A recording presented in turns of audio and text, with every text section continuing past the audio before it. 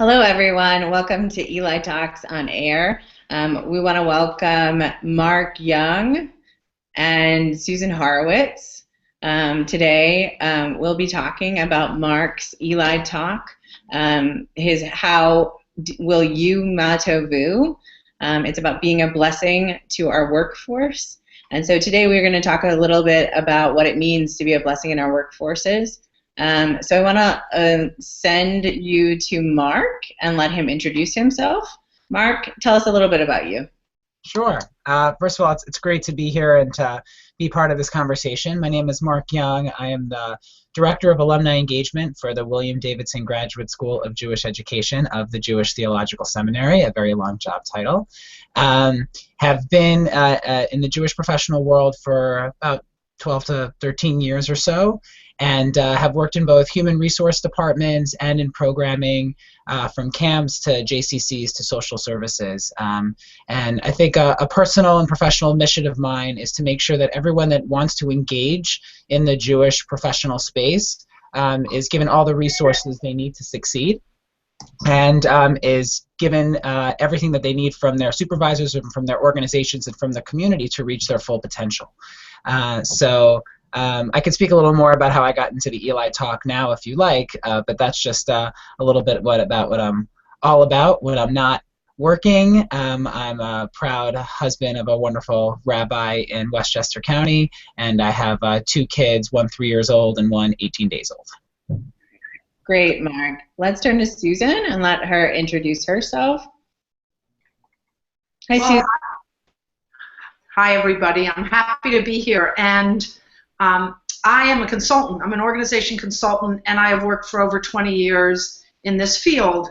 And over the last half of my career, I focused more on nonprofit organizations, although one of the things that I do is bring my knowledge of for-profit organizations and nonprofit organizations all the time. I have not particularly been associated with the Jewish world like you, Mark, and maybe others, although most recently I am on the board of Mishkan Chicago, and I am the acting executive director of SFARA. But really my work has been more broadly across the spectrum of organizations. And I'm just excited to engage in this conversation because for me, the kind of workplaces we have, clearly I have seen over and over again make a difference in the results that get produced, what we do in the world. And so the opportunity to talk about this with other people is just exciting to me. Mm. Great. Thank you so much. So I want to kick off the hour by asking Mark a little bit about why he wanted to talk about this topic as an ELI Talk, why he felt like that was important. And I know that, Susan, you were present for Mark's ELI Talk. So I want to let you also talk a little bit about what it was like to be there and some of your responses to his direct ELI Talk. So Mark, tell us a little bit about why you chose this topic and why it was important to you. So I think all of us can say that we have an interesting road in our career. I started in the Jewish community before I was full-time in Jewish camp and in youth group, but my first full-time job post-college was in a human resource department. So I quickly got to see how we supported and how we didn't support our Jewish professionals.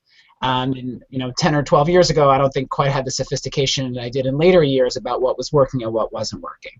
And when I found myself in a couple of HR departments and then in a programming department, it started to become clear to me that there were certain things that we were doing that was very attractive to keeping our talent, and there were certain things that I kind of thought that we were just cutting off our nose despite our face, and that we were losing fantastic people because we weren't paying them enough, or we weren't treating our managers how to manage at all. Or we weren't doing the other things that you see in some corporations and other nonprofits that have exceptional ratings for staff experience. And if we're all about trying to make the successful program and successful Jewish community happen, why are we selling ourselves short because we feel like we can't invest in our staff? But this was just a hunch. And a few years ago, the Jewish Communal Service Association, now JPRO Network, of which I'm a proud board member of, asked for submissions to their annual journal for people to write about a big and bold solution that would, cure the ills or help, substantially strengthen Jewish community. And people wrote a whole bunch of wonderful articles, and I thought, well, there's a lot of stuff we do right, but we don't treat our staff well. And if we treated our talented staff better and we actually paid them more, maybe paid them above the market rate, then we would not only, keep our great talent, we'd probably actually do better business-wise. We'd meet our mission bottom line and we'd meet our financial bottom line. So I wrote the $54,000 strategy, a bold solution to combat undervaluing our Jewish professionals. And it caused quite a stir. Got a lot of readership from it, got a lot of discussions from it. But it was still, I realized over time that my ideas were in formulation. And over the series that I wrote, the 54,000 series for eJewish Philanthropy and JPro, a lot of people said, these are great ideas, Mark, but prove it. Can we actually pay our staff members, $54,000 when they come out of college, or can we actually invest in them in professional development and management training? This will never work in the Jewish community. We don't have the resources. This is just not going to work for us. So I had a couple of people said, prove it. So I said, okay, well, I can't wait for a Jewish organization to do this. We need to start trying these ideas out and see if it works. And was wanting to do an ELI talk around this, but wasn't quite sure if I had both the Jewish piece yet and also the business evidence.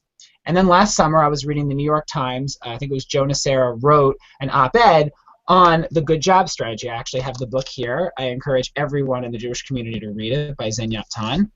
And as I shared about in my talk, she basically proves that organizations and companies that invest more in their workforce, pay more than the average, pay more in training, really focus on staff as a central strategy to their whole success, actually do better than everyone else. And everyone else might be doing okay, but they're actually managing inefficiencies as opposed to really excelling as a company, as an organization. And I said, Ton proved it. So why do we have to go find something in the Jewish community? Why can't we go outside the Jewish community to show that it works, and then the Jewish community adopt it? Mm-hmm. Then I thought about, well, this isn't just, management for the 21st century. I did, more of my own research in Jewish texts and Jewish content, as, at a place like JTS is not so difficult to do. And I found this is what the Talmud teaches. This is what my bar mitzvah portion taught me in 1994 when I read about Balak and Balaam and the talking donkey and the power of words. And I started to put this all together, and fortunately, I had already met ELI Talks program director Miriam Rousseau, and I says, I think I got an ELI Talk here. I really want to pursue this. And I felt very fortunate that I was able to.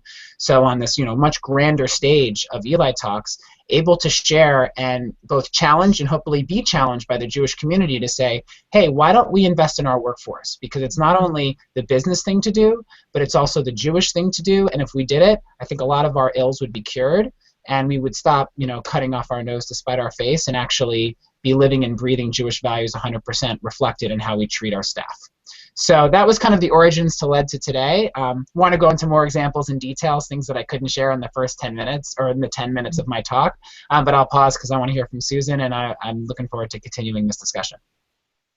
Great. Thanks so much, Mark. Susan, I want to turn to you because I know that while Mark is talking about places like JTS, or even he gives several examples in his talk about places like Costco and how these big institutions can institute these practices of really putting their people first, putting their employees first. You really have a lot more to do with some of the startups in the Jewish community, especially Mishkan and Svara. And so I want to get your feed on how such a small company or a startup who's probably under 10 employees can be using some of the things that Mark brings forth in his talk, and also some things that you know. How do you go and promote those things in smaller, innovative Jewish spaces? Okay, you ready for me? Yes. Okay. First, I want to say, Mark, I was in the audience, as Mary mentioned during your talk, and Mary, who was not working here in this current job. I went up to her after and I said, I loved it. And I loved it because I am very happy that there are people talking about this in the Jewish community and amongst Jewish organizations. So I think these are conversations that are really, really important to be having. So that's the first thing. So it was great to hear you, and I'm just so happy we get to, begin to explore some things in that. I will say, Mary, can I divert and come back to the answer? I guess I can because I now have the floor. So there's a couple things. So you talked a lot about, during your talk, about this whole notion of compensation, right? And how we pay people and paying people in a fair way. And so I'm going to date myself many times throughout this because I was in a consulting firm where I did some compensation consulting in my past. And so on the one hand, I would say you're absolutely right that there's a threshold of which I found over and over again that if we didn't pay people a certain way, they were at risk for leaving because they felt so undervalued. But at the same time, there are many other things that contribute to people feeling undervalued. And I'm hoping we'll have some time throughout today to talk about some of that, because I think this sense of feeling undervalued is one of the big challenges and opportunities we have in organizations today. So that's the one thing. The other thing is, it's interesting from a startup standpoint and what I've been finding in the startup world, and while I'm working with Jewish organizations in the startup world now, I've had the opportunity to do that in other situations. On the one hand, I honestly don't think there's much difference. I think it starts like anything with a set of values and commitments that you hold. And and it's easy to say, well, we don't have the money, and often we don't have the money. But at the same time, we have to find that edge that says we're going to put our stake in the ground around, we're going to pay people fairly. And fairly meaning two things. Fairly meaning somehow compared to the marketplace of which we work. Whether it's Jewish organizations or if we're in the world of social services in a Jewish capacity, I think we like to look at that and say, where do we pay? What city are we in? All of those things that come to bear.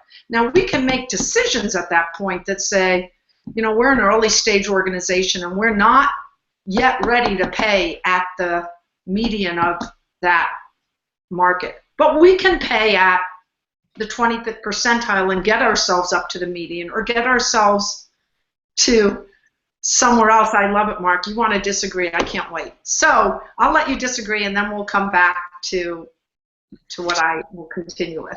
All right, so this is my first challenge, and I'm going to relate back to the Talmud quote that I said in the talk, that the employer raises the workers' wages, not so they stay early and or come early and stay late, but they can do better work. I've been in too many situations in a human resource capacity or other management capacity where we have a salary range, and either the conscious or the subconscious idea from the employer is, what do we have to spend in order to get this person? And hopefully we don't have to spend the max, right? Hopefully we can get this person at a lower level so we can save some change. And I want to flip that. I want to say, what is the absolute best salary that we can spend this person? So, there might be a negotiation a little bit, but hopefully not much, because we're going to give that person a salary and say, wow, you really value me. I was going to try to negotiate, but you're really giving me a strong salary. Money is not a motivator. People are not going to come into the Jewish world because they're going to make a lot of money. I think that's very clear. But money should not be the reason why they're saying, I love this work, but I can't afford to be in this work, or I can do similar work at another nonprofit and make more. We should be the ones offering a little bit more so it's not an issue. So I say, you know what? I'm valued here. And that's where it goes back to the turnover argument. You spend that little bit more money to say, wow, I didn't have to negotiate. They gave me that salary. I'm going to stay more years, do better work, make more money for the company or for the organization, create less havoc, and not have to experience that high turnover cost that I talk about in the beginning of my talk. And that's something that Ton talks about. Costco is far outweighing Walmart, and I don't mention Walmart in the talk because of the news that was going on in Walmart at the time I taped. because they are saving so much on this long-term investment. There's no reason the Jewish community can't do this, and we have to get out of this paradigm of, well, maybe we can pay the market rate. No, let's pay a little bit more than the market rate because it's going to save us more, and that's going to make us the Costco compared to every other nonprofit or the Quick Trip or the other organizations that Tan cites. So that's where I want to challenge leadership, if you're listening, lay and executive leadership, and all Jewish professionals to say, why can't we ask for more just so that's not as huge of an issue? If people want money and a strong salary and that's their main motivator, they're not going to come into the Jewish professional world. If anything, they'll go work, make a lot of money, and be a Jewish philanthropist, and more power to them. But I want us to be different, and I think we can be. Mark, I want to push back a little bit because I think that you are really referencing places like Costco, which has so many thousands of employees. But can you give us a little bit more tachlis, like a little bit more like on the ground of like how an organization, so for example, Susan is citing Mishkan Chicago and Svara, both are organizations from Chicago that placed on Slingshot's most innovative Jewish organizations nationally. And yet they are both organizations that have under 10 staff members. And very limited dollars. So they're not like the multi-million-dollar corporations, or even so for example, you used camps as an example. Those are smaller examples, but they have very clear revenue streams that are coming to them. How can you say to an organization that is very much fighting for all of its like fiscal resources that it should be paying more for its employees, especially when these organizations are fighting just to hit their bottom line? So I'd like a little bit of a response there. So I have two responses to that question. First, I want to look more at the revenue that they are getting and why it is what it is and how that reflects then in the salaries. So I'm not extremely familiar with Mishkan Chicago and Svara, but there's other small nonprofits or startups that they get money from initial funding. And the initial funding is often determined by the budgets that are submitted to them.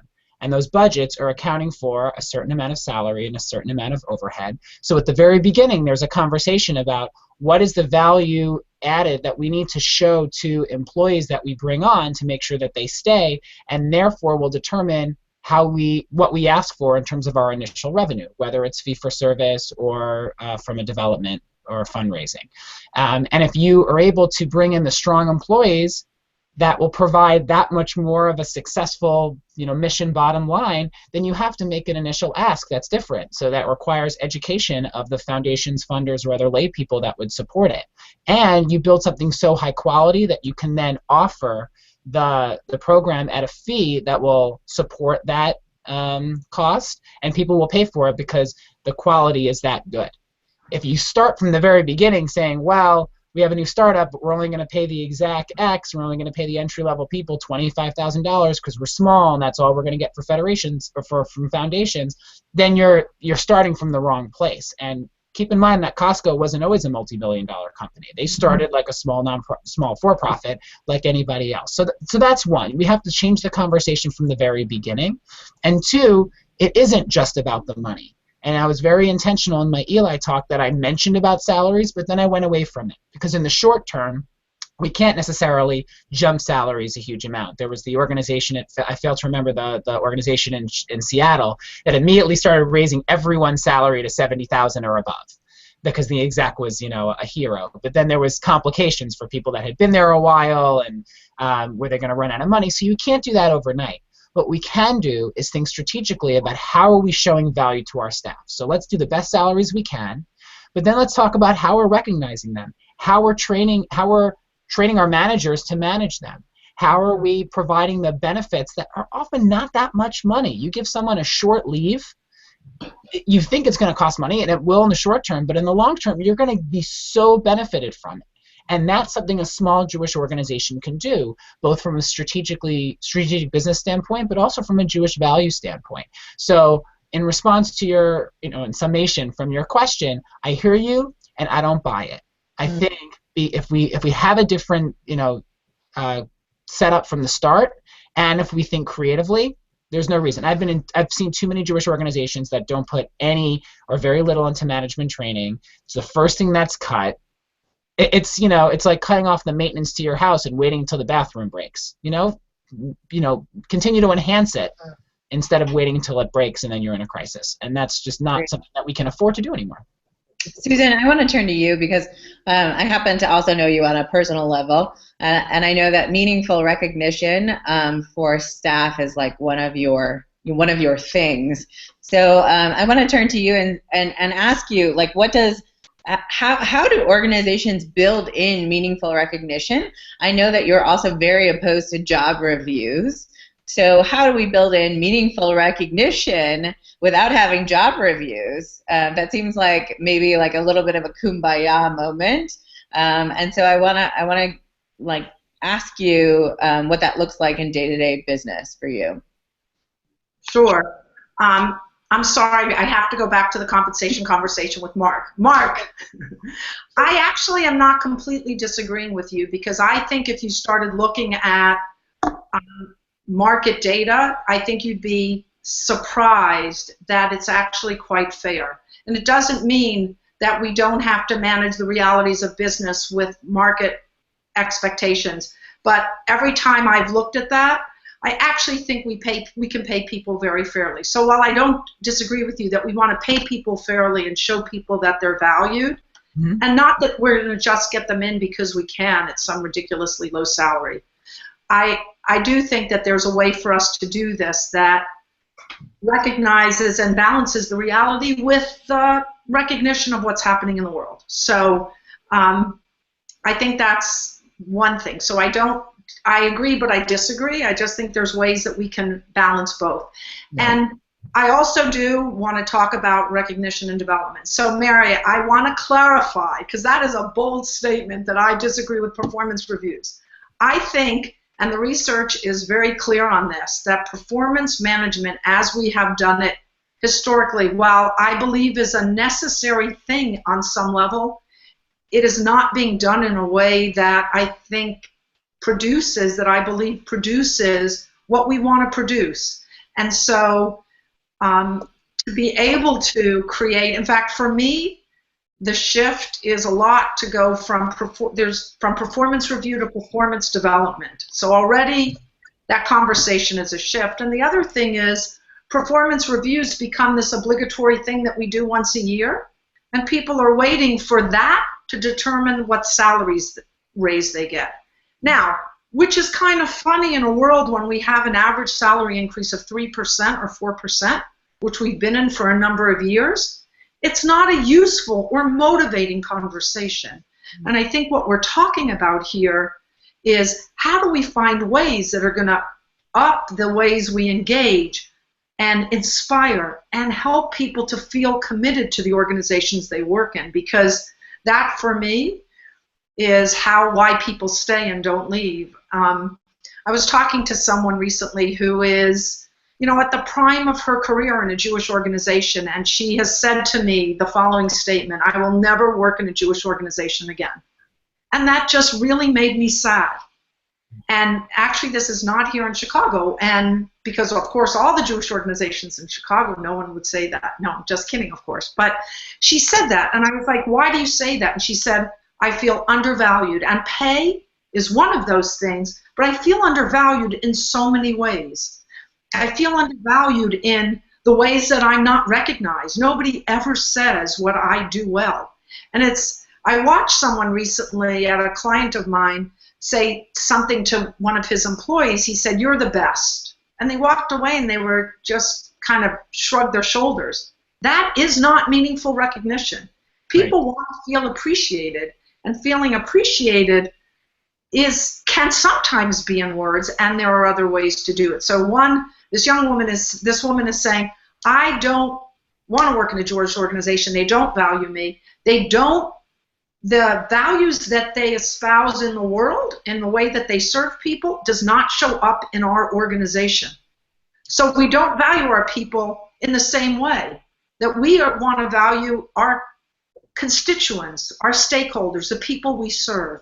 And those things make a huge, huge difference. So I know I just said like a million things, and I really want to come back and kind of dive into the performance management / performance development conversation, because I think there's so much there in the research. Again, there's so much research that shows where this is both important and where this is not serving us. But Mark, why don't you kind of respond to me? I think. Sorry, Mary, I don't want to cut you out. No, this is great. I think there are two things that I can share. There's a bunch of things that I can share in response, but there's two anecdotes. One is in recognition, and this was one thought that I wanted to put into the ELI talk if I had more time. My HR director, my first HR director that I worked with, talked about the HR department being Disneyland, and that we focus so much in our organization of making the patrons, this was in a community center, patrons feeling so welcomed and valued and warm, of course, because they're the lifeblood of keeping the organization alive. When an employee works into the HR department, we put down all our work and everything is about them. Whether they're filling a form out, or they have to talk about an employee relations issue, or what have you. So they felt valued, whether it's recognition for the work that they did or just recognition that their issue matters. Yeah. I think we do a very poor job generally in the Jewish community of demonstrating that, and I think that's changing. I love having this conversation at a time that we're already making a lot of forward progress here, but we focus so much on how are we going to engage those that are not engaged, those that we want to come into our walls, real or metaphorical, but we don't do a really great job, we're changing it, of how do we demonstrate care and engagement to those that have already said, yes, I want to be here, and yes, I want to work in this endeavor, but we're not always showing that, or we're not always being intentional about how we show that or actually harm their engagement to the Jewish community. So I wonder if we can be more Disneyland to the people that already have chosen to be in our park, if you will. Yeah. The second thing is in regards to performance reviews, and I have found that, like anything else, you put in a function or a program, it could be executed well or not well. And I think there are more and more organizations that either feel compelled or required or think it's right to institute a performance review process, but oftentimes they're not related to any meaningful recognition or salary change, and it ends up being a once-a-year conversation, and managers are not trained on how to effectively do a performance review. And as Susan and I both know, that's a real skill to learn over time. I had the fortune to help train people on how to do performance reviews in my job outside the Jewish world before I came to JTS.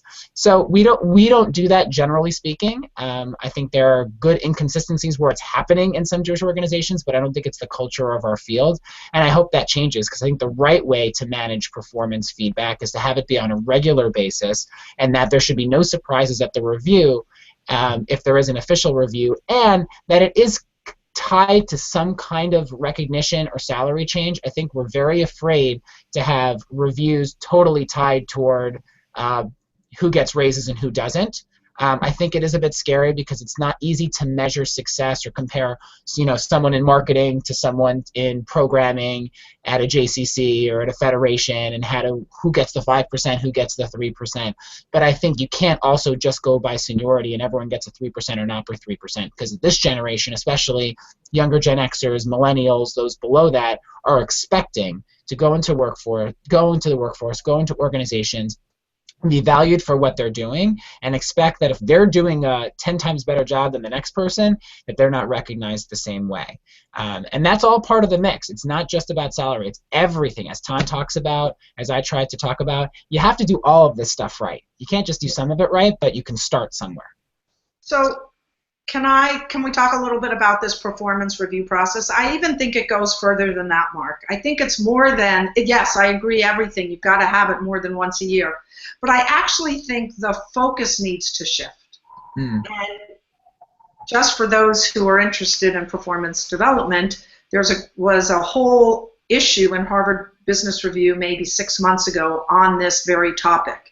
And there's some very interesting kind of new things happening in essentially the for-profit world, Deloitte and others that are trying to really look at this differently. But one of the things that I have found, and one of the things that I have seen over and over again, is that people want to develop, right? People want to grow and develop in their jobs. So if we agree on that, do we agree on that, Mark? Oh, absolutely, absolutely. And I'll let you finish your statement, but I want to respond. So people want to grow and develop in their jobs and in their work and in their careers. And if we could focus our performance review process on that, again, a performance development process that starts with that says, how do we help to develop you, person X, so it's unique to each individual. Right. I mean, obviously you might have a set form or set process, but that each person can begin to have a conversation, and a real conversation with their managers about what development they want. How do we build on people's strengths? There was a over the last number of years, Gallup, we all know Gallup, we're in the middle of an election season, but Gallup also does studies of organizational work, and one of their studies was, I remember actually it's probably 10 years ago, they did a study, and this relates, Mark, to very much to your talk, which was, why do people leave organizations? And the number one reason people left organizations was not, in fact, money, and all those are important, was their direct manager. Well, now there's been studying engagement. Last year they came out with a study about that and why people are engaged and development and seeing a road for their development, not necessarily a promotion. You know, I work in small organizations sometimes. There may not be a place for me to grow to, but if I can see personal growth, right, and I am given more opportunities, projects, task forces, ways to do that, I do have an opportunity to grow and develop. So the conversation of development is really, really important. The other thing is, you want to take a little stab at this before I go to another thing? Maybe you should do that. Well, so I'll be brief. Yes. I think yes, and I actually want to take the opportunity to talk about some positive examples in the Jewish community where blessings of the workforce are happening, and happening in a very meaningful way. Is it okay if I do that, Susan, or do you want to say your second point? Go right ahead. So, because I want to challenge, I think we want to challenge Jewish workforce, but I've been very impressed, not only at the organizational level, but at the advisory organizational level, so at the movement level, places like Hillel International, the Foundation for Jewish Camp, JCC Association, that are trying to provide this value to how we get our employees to focus on their growth as a way of retaining them. That's happening, that at least supports the organizations if the organizations can't do that themselves. So a few examples. Hillel International, they are creating a new standard in the Jewish community of how we write job descriptions. If you look at Hillel International's job board, and you, first of all, any job description sounds very compelling. The way they write it, it's like, oh my God, I want to work in this organization or in a Hillel, because it just sounds so compelling. So they're actually marketing to potential talent, which I think is a shift from other job descriptions that you see in the Jewish community.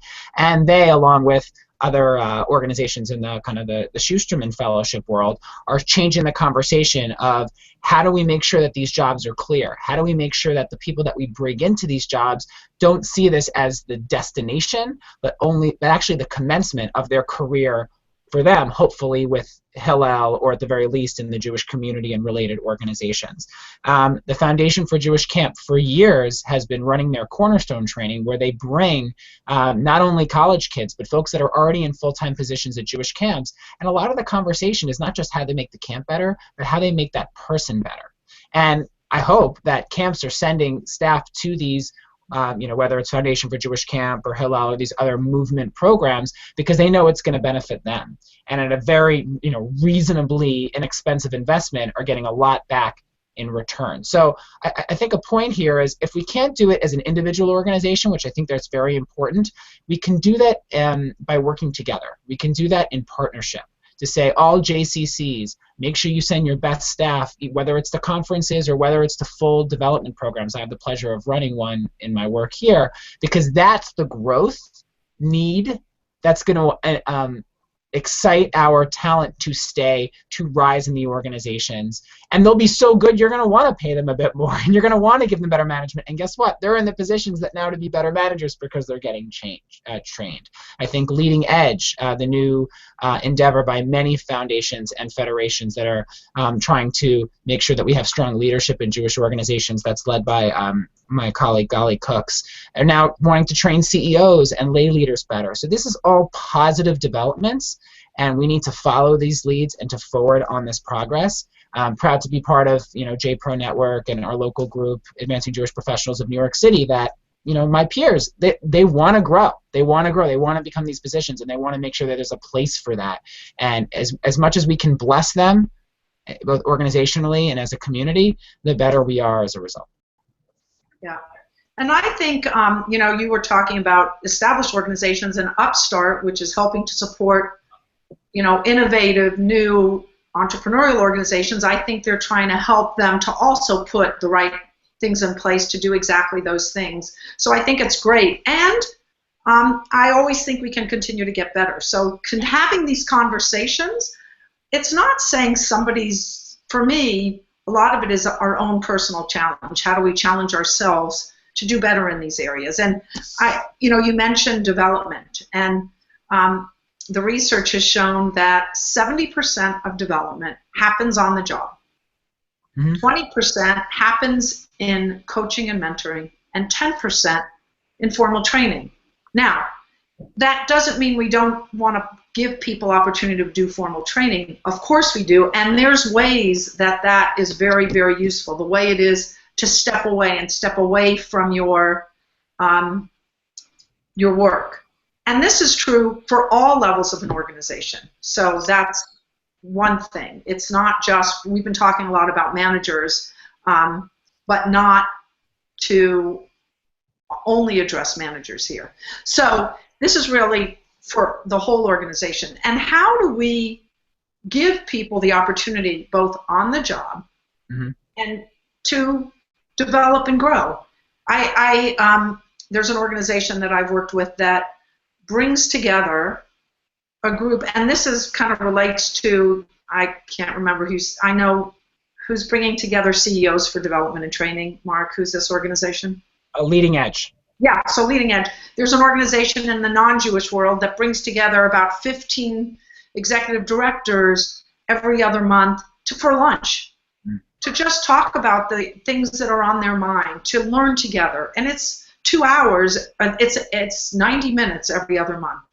So that's one thing. I think then, so development, there's lots of ways we can do that, and that goes back to this question of meaningful recognition, giving people a chance to be on a task force, which has a beginning, middle, and end, to take on a special project, to give them the tools to be able to do that and the coaching to do that. That's the kind of development we don't want to pass up as well, because that doesn't cost as much, right? Those are ways that we can do that. And then there's, for me, the conversation we've been talking about is managers, but we need to talk about leaders, because, I think if I say leaders exist everywhere in the organization, we would all say yes, yes, yes. I don't think that's a notion that's new. I am not the one bringing it. But that to do that and helping to train people in leaderly behaviors at all levels of the organization, I think is essential for us, not just today, for the future of our organizations. I really like, Susan, I really like leaderly behaviors. I might steal that. That's great, because as I think we've been talking about, what can managers and organizations and foundations and kind of organizations that support the entire community do, I think we have to take responsibility for ourselves too. We can't say, oh, I'm not getting paid enough, or I'm not getting managed enough. We do have to speak up as individuals. I think it was a piece I wrote and a piece that I've read from others that I think it happens. Actually, I borrowed this from some colleagues that did a presentation on compensation and other ways that we can be better valued. And I think there's a paradigm at the individual level, at the organizational level, and the communal level. And at the individual level, we have to know how to advocate for ourselves. You can argue that part of the reason why salaries are potentially lower in the Jewish community is that historically, or maybe more in recent years, there's more women. I think Sheryl Sandberg argues that, they need to lean in more and advocate more. I don't know if I buy into that, but I buy into the fact that we won't get the job situations and comp pieces and all the things that we would want, our growth, our mentoring, if we don't ask for them. And I think we have to be knowledgeable and polite and pleasant, but assertive job seekers and assertive employees to know what we want and to know what we need in order to grow, because we want to grow, because we care about our organizations and we care about Jewish communities. So I think there's an inordinate amount of responsibility on everybody. There are certain responsibilities at different levels of the organization to show leaderly behaviors. Certainly folks that are making the daily or yearly decisions around budget, around vision, have kind of more immediate opportunities to make change and impact, and recognizes that that's tough too. They're trying to make budget. They're trying to make sure that the organization never goes into default, making sure that they can meet cash flow and that payroll. Get it. And we always have to be thinking long term and not short, because if we think short term, we're always going to have the same crises every few years. So completely agree, Susan. The responsibility is on all of our shoulders to matovu, as I suggest. And also we can see that in the way that communication happens, right? You know, there's a responsibility as a manager, again, going back to this notion that engagement happens because managers do certain things right, but there's actually, this is a two-way street here. So on the one hand, communication has been found, right? Again, I go back to this Gallup study. You can see I love this Gallup study.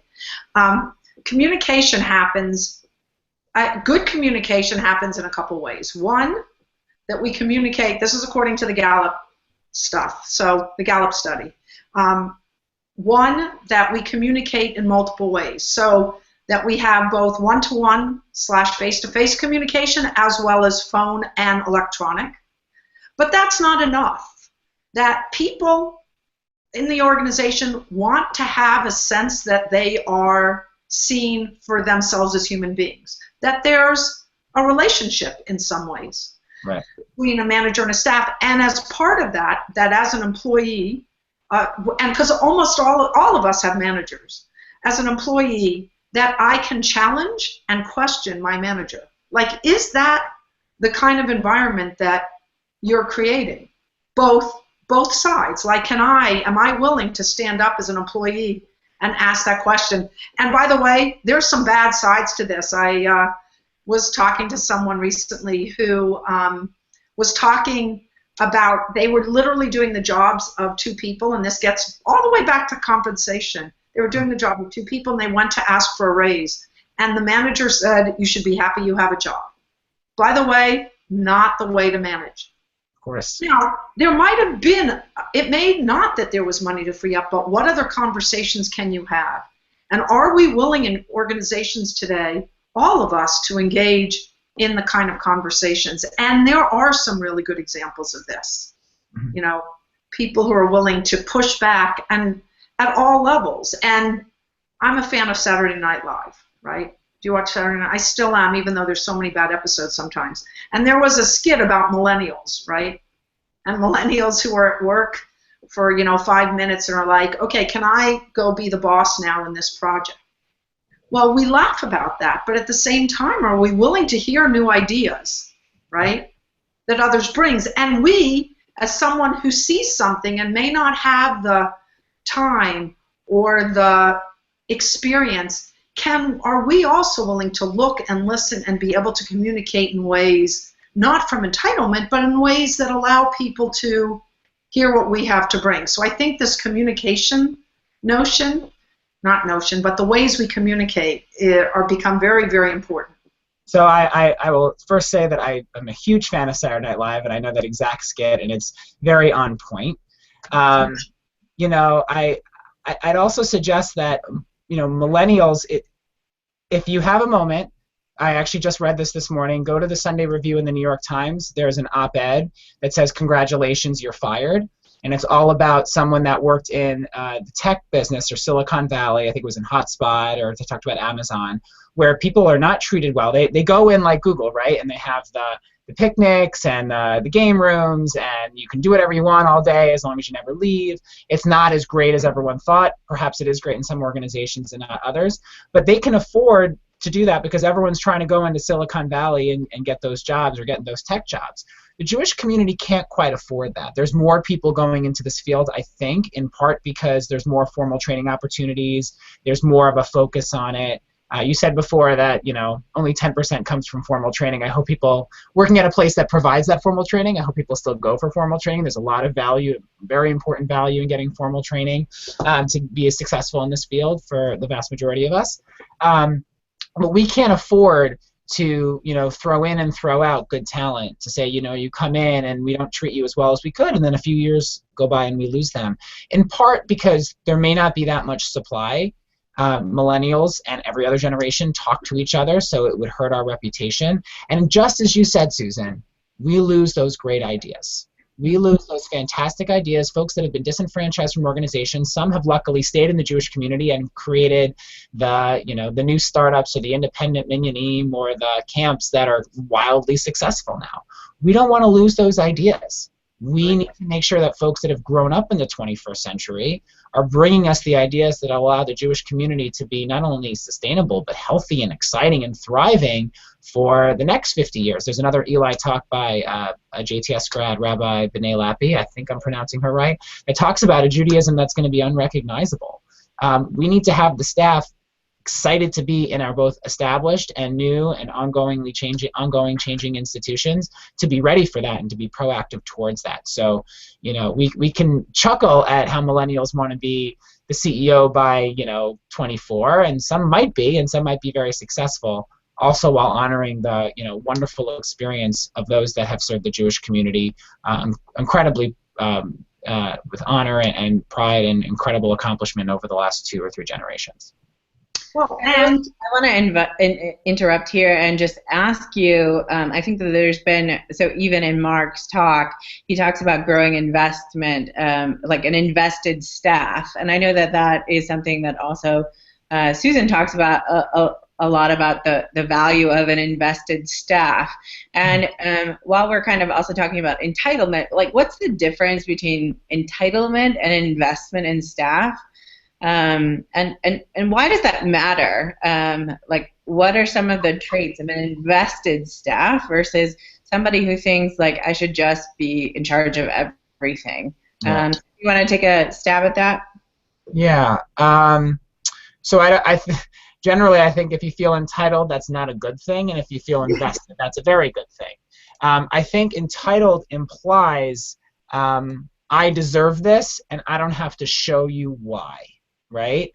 And I can just go ahead and do it. Whereas invested is, wow, you're giving me something, you're putting your resources into me, that comes with the responsibility to deliver a return on that investment that is valuable to you and what you care about.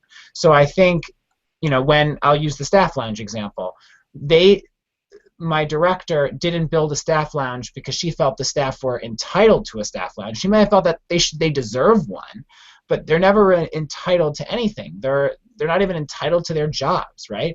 They have a mission to fulfill. We're going to invest in the resources that we need in order to deliver that mission successfully. And to her, one of the successful ways that she saw in investing in the staff was not just giving them what she can give them financially or give them, the cabin that they wanted or the job they wanted, but they needed a really nice place to just be on their own because they're 19 years old, some of them. So that's the way she saw it, and it was countercultural to her organization, to many of the Jewish, camps at the time. So I think that's the biggest difference. I think we have to make sure that our young talent coming in, if they feel entitled, that mentors and managers and leaders need to course correct that in a very careful, warm, but also very direct way, because no one's going to be successful if they feel entitled, in my opinion. But if they feel invested in, then they're going to stick around and do great things for us. Susan, what about you? For me, in the world of entitlement, it's about I, and in the world of being invested or invested in, either way, it's about we. So can I see beyond myself to what we're here serving, to the mission? And I actually think that people ultimately are going to be successful and do want to be in their jobs in the Jewish community because of the mission, right? Because they want to be there. They're choosing to be there. They're not there because they're going to make a ton of money, right? They're there because they care about it. So I think ultimately being invested in something, and this really links to that whole engagement conversation that we had earlier, which is I think they're very related. But I think it's going from I to we. For me, that's what it is. Can I, as someone, begin to see where I am as part of this bigger conversation, and how do we look at that from both sides of the coin? So that's what that is for me. Mary, can I bring up one thing that maybe is our last thing as I look at the time, which is this question of, we touched on a little, which is values and culture organizationally. Because the values and culture of an organization, as we talked about, are important for all of the things that we engagement and the way we reward and think about rewarding people. But I actually have a question, and I'm curious, Mark, what you have to say about this, which is, because we're a Jewish organization, are we held to a higher standard of values in organizations? So one of the things we know is that organizations that have defined a set of values but don't walk the talk end up demoralizing their staff, right? But because we are a Jewish organization, because we have a connection to that, is that bar even set higher? And it goes back to the person I said who said, you value our constituencies, but you don't value me. Are we held to a higher standard? And is that, and I actually, is that okay? Yeah, so when I hear are Jews or Jewish professionals or Jewish organizations held to a higher standard, it gives me the same weird feeling in my stomach when we're called the chosen people. You know, I personally don't love that language, because I feel like everyone, every person, every religion, everything is chosen to do something very special in this world. And we are not the only religion that, or faith that, or people that have some of the texts or scriptures is talked about in other religions as we have.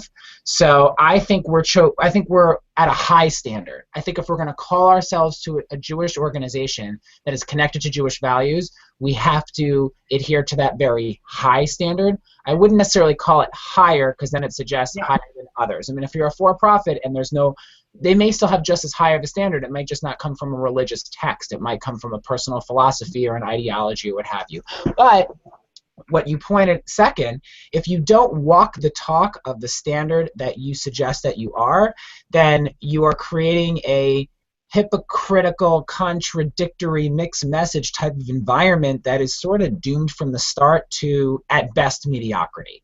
And I think it's an opportunity for me to end this on a personal note that, you know, I just came back. I said my son is 18 days old. He's actually 20 days old. Shows how much sleep I'm getting these days. I just came back from 2 weeks of bonding leave, which is part of a larger family parental leave policy, paid parental leave policy that JTS, like every Jewish organization, is doing a lot of things right, can do a lot of things better. They just implement it. And I feel, in addition to the fact that I really enjoy my work and I enjoy the people that I work with, I just feel so motivated and excited and honored to come back to work, because I got 2 weeks where I didn't have to think about it. And I got to just be with my family. And that was part of the Jewish values, not just of this particular institution, but of the entire Jewish community. So if we're not doing that, then, as I said in the beginning, we're cutting our nose off beside our face. But if we are doing that, if we are showing that culture of blessings every chance that we get, no matter what resources that we have, we do our best to do, that goes a long way. And that's a paradigm shift that I think, again, will take us to new heights if only we just, you know, buy into it fully and give it the shot that it deserves. So I think we're at a high standard. I don't want to compare it to any other standard.